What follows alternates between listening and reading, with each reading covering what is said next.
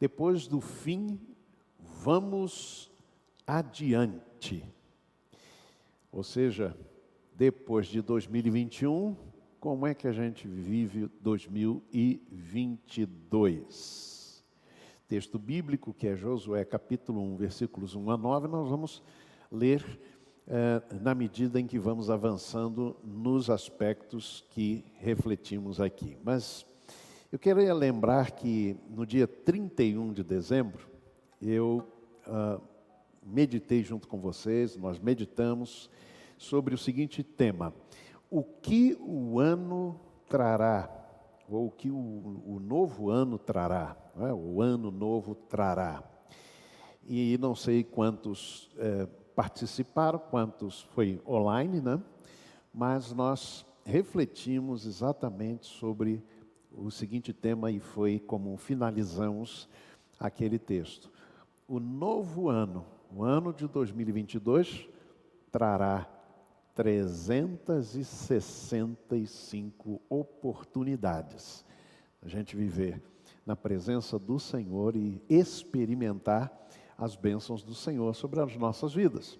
Nós vimos então isso no dia 31, entrando no dia 1º de janeiro de 2022. No dia 2, pela manhã, nós refletimos sobre vendo Deus pelas costas, expressão usada pelo próprio Deus ao dialogar com Abraão, que pediu para ver a glória do Senhor, e o Senhor então disse: vou passar a minha glória toda, vou passar toda a minha bondade, etc, etc, e você não vai poder me ver, né? Pela frente você vai me ver pelas costas. Eu chamei o tema de rastros de Deus no que passou. E foi como a gente refletiu sobre aquilo que experimentamos em 2021. Aí não sei se vocês se lembram, eu anunciei aqui de manhã o que eu ia falar à noite. Era uma pergunta, né? O que será ou como viver em 2000, né? O que esperar deste novo ano, né? Ou o que fazer com 2021. Foi assim que eu falei, foi assim que eu anunciei. Aí vários disseram: não, pastor, é 2022. Eu disse: calma, ainda não é 2022, né? À noite a gente então pensou ainda sobre 2021. O que esquecer e o que lembrar. Lembram disso? Refletimos então sobre essa temática. É muito importante que a gente reflita sobre esses temas, olhar para o passado para aprender com ele. Alguém já disse que quem não aprende com os erros do passado está fadado a repeti-los. Então vale a pena a gente olhar para o passado até para aprender com os nossos próprios erros. Como é que a gente pode viver melhor o novo ano? Eu espero que assim tenha sido com todos nós. Mas depois de 2021, como é que a gente vai viver 2022? Texto muito conhecido de Josué capítulo 1, versículos 1 a 9, falam não sobre o ano novo.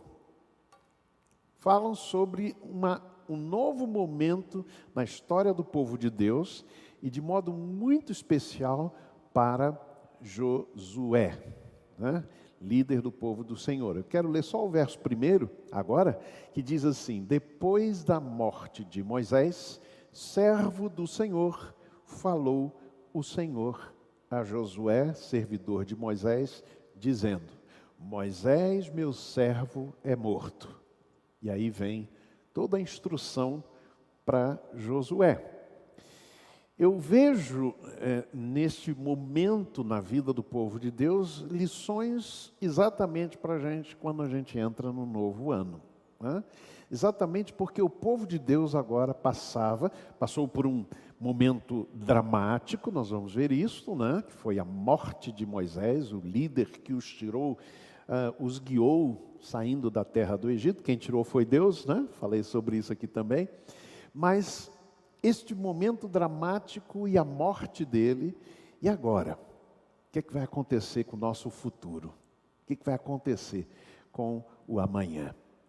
E eu vejo, portanto, aqui preciosas lições para nós que eu quero refletir com vocês. E a primeira coisa que eu aprendi quando eu meditei sobre esse texto foi o seguinte: não estacione no passado. Celebre o presente com os olhos no futuro, com foco na missão. Não estacione no passado. A palavra estacionar aqui, né, que eu uso aqui da linguagem nossa corriqueira, tem um sentido de permanecer estacionário, sem alteração, evolução ou desenvolvimento. Figurativamente, a ideia é não progredir, estagnar, parar no tempo. Então, quando eu falo não estacione no passado, mas celebre o presente com os olhos no futuro e com foco na missão, é porque esta instrução que eu percebo ali que Deus deu a Josué. Observem o texto, que é Josué, capítulo 1, versos 1 e 2. Depois da morte de Moisés, servo do Senhor, falou o Senhor a Josué, servidor de Moisés, dizendo: Moisés, meu servo, é morto. Moisés, meu servo, é morto. Levanta-te, pois agora passa esse Jordão, tu e todo este povo, para que a terra que eu dou aos filhos, ou para a terra que eu dou aos filhos de Israel. Observem aqui, para alguns pode parecer que Deus está sendo insensível. Moisés morreu. Agora vamos para frente, vamos avançar? Puxa vida! Mas Deus não era sensível com aquele servo que ele chamou lá desde o Egito. Aliás, a mão de Deus esteve com Moisés, vocês vão se lembrar disso, desde o momento em que ele nasceu, em que havia um decreto de morte para as criancinhas, e ele foi preservado, foi salvo pelas águas. Mas a morte de Moisés significou uma enorme perda para o povo de Israel. Vejam um pouquinho antes aí de Josué, no livro de Deuteronômio. Olha o que diz aí, capítulo 34. Assim Moisés, servo do Senhor, morreu ali na terra de Moabe, conforme o dito do Senhor, que o sepultou no vale, e ninguém soube até hoje o lugar da sua sepultura. Quem é que sepultou Moisés? O próprio Deus, né? Continuando, tinha Moisés 120 anos quando morreu. Não se lhe escurecera a vista, nem se lhe fugira o vigor. Os filhos de Israel prantearam a Moisés por 30 dias nas planícies de Moabe, e os dias do pranto no luto por Moisés se cumpriram. Não me lembro de outra passagem bíblica que fale de um pranto tão longo. Mas talvez a gente pense, puxa vida, mas um homem que deu aí quantos anos da sua vida? Morreu com 120 anos, sem escurecer as vistas. Sem escurecer as vistas, sem faltar-lhe vigor. Será que o luto de Deus por Moisés não foi muito curto? Continua o texto. Nunca mais se levantou em Israel profeta como Moisés, a quem o Senhor conhecesse face a face, nem semelhante em todos os sinais e maravilhas que o Senhor o enviou para fazer na terra do Egito, a Faraó e a todos os seus servos e a toda a sua terra, e em tudo o que Moisés operou com mão forte e com grande espanto aos olhos de todo o Israel. Obviamente, essa parte do Pentateuco e aqui do Deuteronômio, obviamente, não foram escritas pelo Moisés, né? que o autor do Pentateuco, dos 5 livros primeiros, é Moisés, mas obviamente não é ele que está falando aqui, obviamente é alguém que o sucedeu, talvez o próprio Josué. Mas observem o seguinte, eu percebo aqui que o que Deus está dizendo para Josué não é insensibilidade diante da grande perda do servo que guiou este povo ali pelo deserto, que abençoou a vida desse povo. Não é isto. É que havia um grande risco, e aqui especialmente para Josué, que ele se sentisse inseguro ou que houvesse esta percepção: a gente perdeu Moisés, vamos parar, não vamos mais prosseguir. Vamos estacionar aqui no passado. Vamos parar de caminhar e de avançar. E eu aprendo com isso que a gente não deve ficar a lamentar aquilo que nós perdemos ou aquilo que nós não obtivemos quando a gente olha para 2021 e não tem mais, talvez. Aquilo que a gente perdeu, mas que a gente deve aprender a celebrar aquilo que nós temos. É interessante que Deuteronômio 24:9 fala sobre Josué. No meio deste luto de 30 dias, a Bíblia diz: ora, Josué foi cheio do espírito de sabedoria, porquanto Moisés lhe tinha imposto as mãos. Eu aprendi aqui uma preciosa lição. Faça com que as vitórias do passado imponham as mãos sobre o presente. Ou seja, que as vitórias do passado e aquilo que nós vivenciamos no passado, ou mesmo as situações dolorosas, que elas influenciem a maneira com que nós vivamos hoje e avancemos. Não paremos, não estacionemos, não fiquemos, e aqui eu não me refiro a perdas de pessoas queridas e amadas, mas algumas perdas que talvez nós tenhamos tido, não é? De coisas, enfim, de circunstâncias, de possibilidades, de oportunidades do passado, que a gente não fique eternamente a olhar para trás e lamentar. Isso me lembra muito a parábola dos talentos. Aquele homem que recebeu 1 talento só. Eu fico imaginando que ele ficou olhando para os outros, o que recebeu 5 talentos, o que recebeu 2 talentos, ele disse: poxa, mas Deus é injusto. Deus deu para o outro 5, deu para o outro 2, para mim só 1. Aí o que ele faz? Enterra o talento. Ao invés de trabalhar, ao invés de ser grato a Deus por aquele único talento, mas talento que Deus lhe deu, e talento era uma medida financeira, era uma moeda, né? Aquele recurso tão pequeno, tão parco, por quê?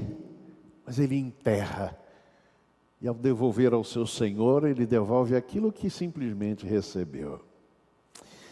A gente precisa aprender esta preciosa lição: faça com que as vitórias do passado imponham as mãos sobre o presente. Não estacionemos no passado, mas celebremos aquilo que Deus faz conosco no presente, que certamente prepara para o amanhã. O hoje é semente do amanhã. O hoje é semente do amanhã. Segundo aspecto que eu aprendi com esse texto, é esta lição: caminhe pela estrada da promessa. Olha o que diz o verso 2, 3, 6 e 9.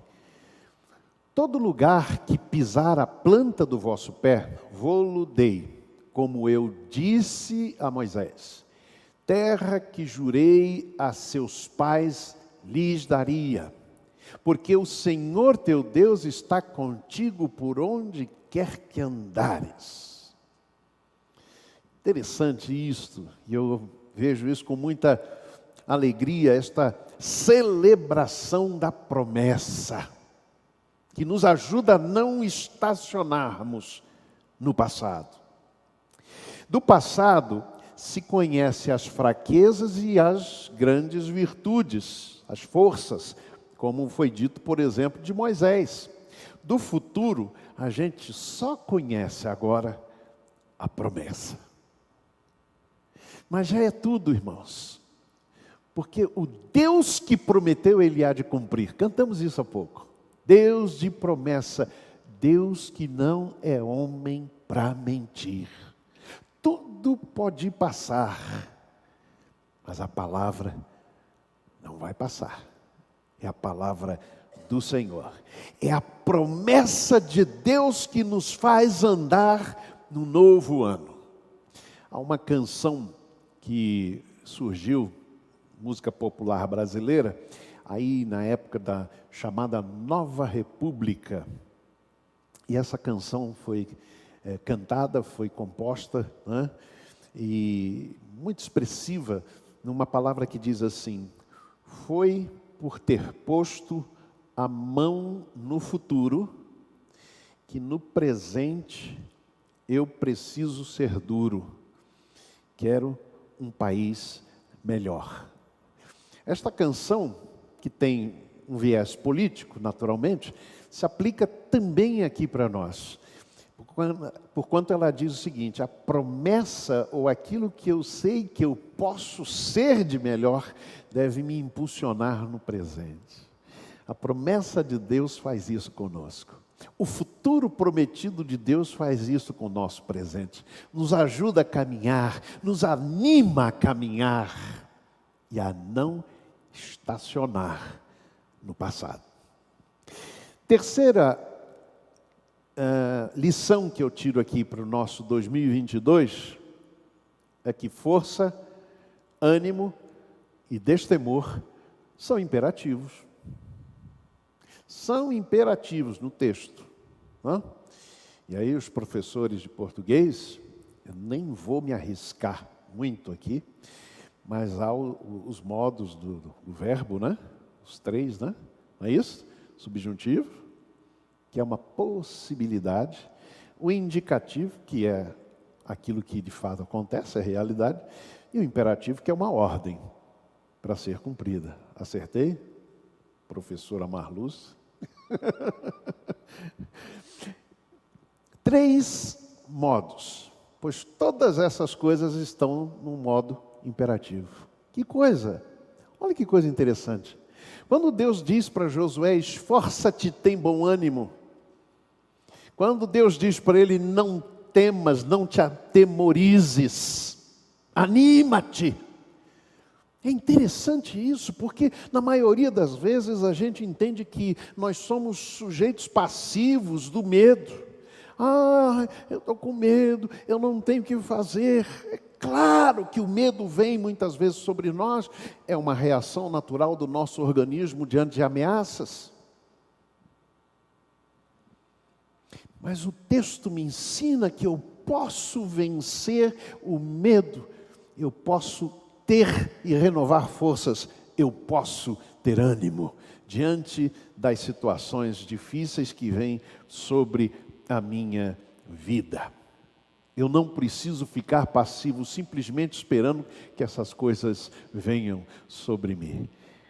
Elas podem ser ações, tarefas, desafios dados por Deus, para que com esses elementos, com esses instrumentos, eu possa enfrentar os desafios que estão colocados, que eu ainda nem sei quais serão para a minha vida, para a sua vida, eu não sei. Mas esforça-te, tem bom ânimo. Eu gosto de uma expressão no verso 7 que diz: muito bom ânimo, bastante ânimo. Não é pouco não, você vai precisar, Josué. Claro que Deus já sabia o que é que Josué ia enfrentar, irmãos.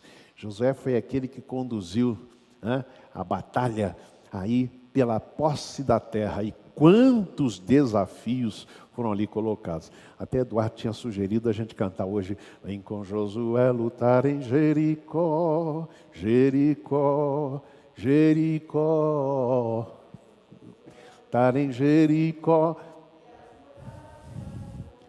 Aí eu disse para ele: não, Eduardo, não bota não, porque senão o pessoal vai achar que é porque eu me chamo Josué, estou pedindo para você cantar uma música em minha homenagem. Não quero não. Mas é esse o desafio. Deus sabia o que Josué ia enfrentar. Deus sabe o que a gente vai enfrentar em 2022. Não tenham dúvida. Nada é surpresa para Deus. Deus não se surpreende com nada, gente. Ele sabe de todas as coisas. Quando ele diz para Josué: esforça-te, tem bom ânimo, não te atemorizes. É porque Deus sabe, olha, estas coisas vão te dar o segredo para você sair vitorioso. E é isso que Deus promete para Josué nesse texto. Há uma outra lição, aliás, o texto, né? Que eu já aqui mencionei. Uma quarta lição que esse texto me traz é esta: sonhe sonhos que abracem os outros. Por favor, em 2022, sonhe sonhos que abracem os outros. Eu mencionei aí quanta dor me dá a ver algumas pessoas se expressando de forma tão, assim, de banalizar a morte que não chegou perto de si. Eu mencionei aqui, não sei se foi em 2020, eu acho que foi em 2021, eu mencionei aqui quando a gente perdeu não membros de nossa igreja, mas gente muito querida, muito próxima aqui. E eu mencionei como a morte estava chegando perto, como estava batendo a porta. Me lembrou aquela canção linda do Paulo César Baruch, quando ele diz: a tristeza te olhou por uma fresta. E me dói, irmãos, ver gente banalizando mortes dos outros. Morreu, vai morrer de qualquer forma, que coisa triste. Eu vejo aqui que Deus diz para Josué, não é para ele sozinho: olha, você vai, eu vou te conduzir à terra prometida. Não, olha o que Deus diz para ele, está aqui, ó. Moisés, meu servo, é morto. Levanta-te, pois agora, passa esse Jordão, tu e todo o povo, para a terra que eu dou. Não é para você não, Josué, é para todos os filhos de Israel. Esforça-te, tem bom ânimo, porque tu farás a este povo herdar a terra que jurei aos seus pais lhes daria. É o meu povo. Eu quero abençoar o meu povo todo. Quando Paulo estava lá em Corinto pregando o Evangelho e foi rejeitado, ele pensou em desistir. Deus apareceu a ele e diz: olha, não temas, mas fala e não te cales. Eu tenho muito povo nesta cidade. Talvez aos olhos de Paulo, aquele povo era muito pecador para merecer o amor de Deus, o perdão de Deus. Mas Deus disse: eu tenho. Ele não disse: eu terei. Ele disse: eu tenho muito povo nesta cidade. Gente, sonhemos sonhos que abracem os outros. Que possamos viver assim. Quando Deus disse a Abraão: eu te abençoarei, Deus disse a ele: e tu ser uma bênção. Em ti serão benditas todas as famílias da terra. Não foi só de Israel não, gente. Às vezes ouço alguns que dizem: não, Israel é o predileto de Deus. Olha aí Deus dizendo para Abraão: Eu vou te abençoar sim, mas por meio de você serão benditas todas as famílias da terra. Eu aprendi com a história do chamado de Abrão, que a eleição divina, a eleição de Deus, ela é missiológica.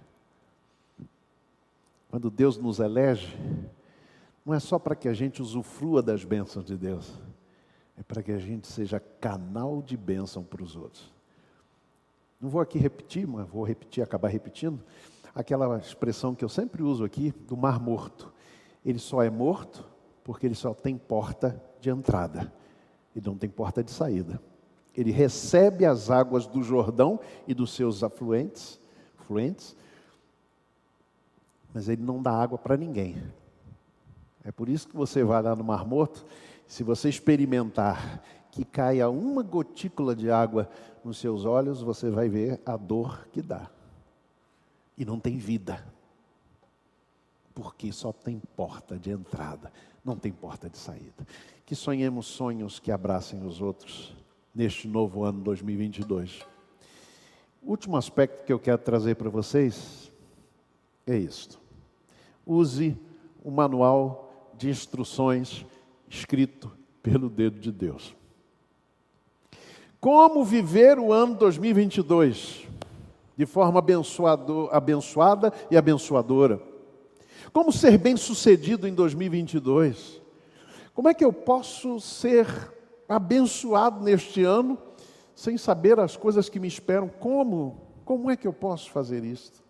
Deus deixou para a gente um manual de instruções. Tão somente esforça-te, tem um bom ânimo, cuidando de fazer conforme toda a lei que meu servo Moisés te ordenou.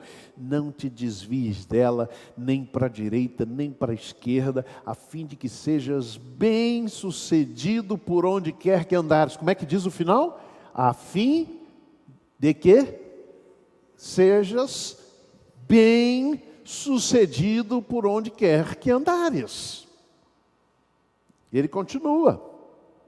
Não se aparte da tua boca o livro desta lei, antes medita nele dia e noite, para que tenhas cuidado de fazer conforme tudo quanto nele está escrito, porque então farás prosperar o teu caminho e serás bem-sucedido. Amém? Grande pergunta, o que significa ser bem-sucedido? Naturalmente que a gente vai pensar aqui em alguns padrões meramente humanos. Ser bem-sucedido tem a ver normalmente com recursos, com o sonho da casa própria, ou muitas viagens, enfim, e a gente vai colocando muitas vezes coisas materiais. Será que é isso que Deus está prometendo? Se você seguir a palavra de Deus, você vai ter riquezas assim, insondáveis nas tuas mãos? É assim que a teologia da prosperidade passou muitas vezes aí no final dos anos 80, início dos anos 90, do século passado, passou muitas vezes essa visão. Você é filho do rei, diziam. Você nasceu para ser próspero. Eu vejo aqui que o que Deus está dizendo para Josué é o seguinte: você será bem-sucedido na missão que eu estou te entregando. A tua missão é entrar e levar com você esse povo a entrar na terra da promessa. Você vai ser bem-sucedido nesta missão. Claro que Josué enfrentou lutas e desafios, desânimo muitas vezes, murmuração do povo, mas ele cumpriu a sua missão. Ele foi bem-sucedido aos olhos de Deus, talvez não aos olhos humanos.